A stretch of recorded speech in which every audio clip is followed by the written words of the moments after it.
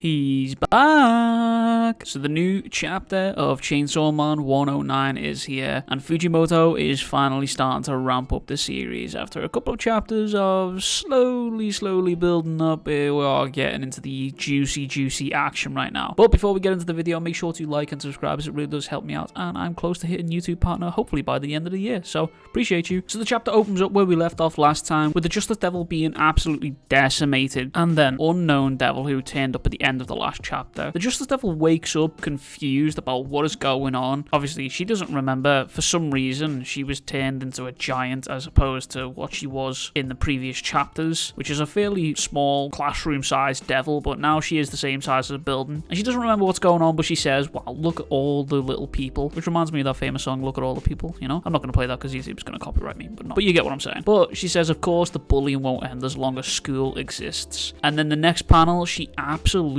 decimates the school, laughing maniacally, saying I did it, which she definitely doesn't do it, but in her massively cube-sized brain, she thinks she's done it. She then notices two amateur devil hunters on the floor there who attack her with a weapon. She then is obviously hit with this, but I also find it interesting that she wasn't able to evade this, so I'm wondering if her being this size is affecting her powers and being able to like read minds and dodge attacks. It's at this point that the Justice Devil notices Asa still unconscious and hurt on the floor here from the previous chapter. Runs over to, floats, glides, I don't know how this thing is moving about, asking her if she's okay and asking who did this to you. She then spots one of Asa's bullies and yoinks her up in her weird little tentacle things and says, you did this, and blames the bully for this action. This part kind of confused me because the Justice Devil can literally read minds, so this one kind of didn't make sense to me, but it does make sense in a couple of pages when you see it. Just as things are looking bad for the bully, none other than our man Denji turns up. Hey, you bad devil, let the girl go. Just replying with mind your own business, and then Denji goes into the point of, well, I don't want to blow my cover, but a superhero can't stand by and, not do anything in an emergency here. I also just want to say that Denji's entire plan here is to literally blow his cover purposefully so he can get girls and feel boobies. And if that isn't some of the most Chainsaw Man related stuff you've ever seen in your life, then I don't know what is. Denji then rapidly transforms into Chainsaw Man, cutting a piece of the Justice Devil's tentacle thing arm away in half, kind of. The bully's obviously surprised that Chainsaw Man has just appeared, and I also wonder if Fujimoto was going for a similar vibe to One Punch Man here, where in One Punch Man, Saitama is the strongest hero in there, and he is constantly defeating all of the monsters that happen, but whenever it does happen and he does defeat a monster, it always so happens that another member of the Hero Association is close by to take the credit, and Saitama never gets recognized as being the strongest. And I wonder if this is the direction that Fujimoto is going to go with Denji here. Denji's obviously wanting to purposefully blow his own cover so he can find some girls and touch some boobies, basically, but it would be comic relief if all the time he does show up, no one actually sees him transforming, so him just claiming to be Chainsaw Man is never backed up by anyone actually witnessing the event. But in the next panel, Denji and Justice start a fight here. Denji literally, as per usual, cleaving through Justice with absolute ease, and Justice is panicking throughout this, saying, oh my gosh, Chainsaw Man showed up, what am I going to do? Tell him to stay away, questioning why she can't hit him, and then she remembers that she can just literally read his mind, which I don't know how you would forget something like that. That is literally a power, but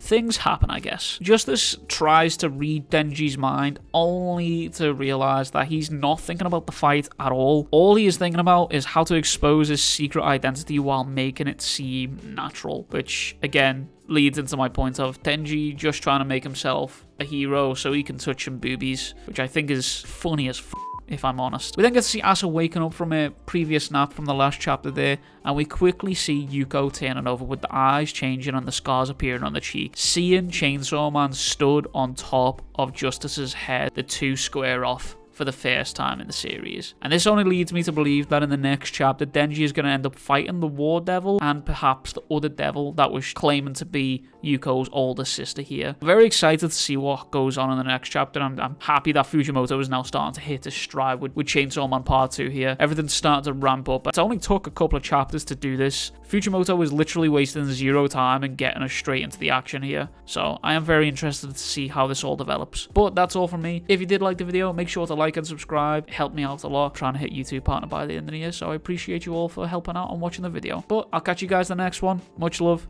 Big kisses. Bye-bye.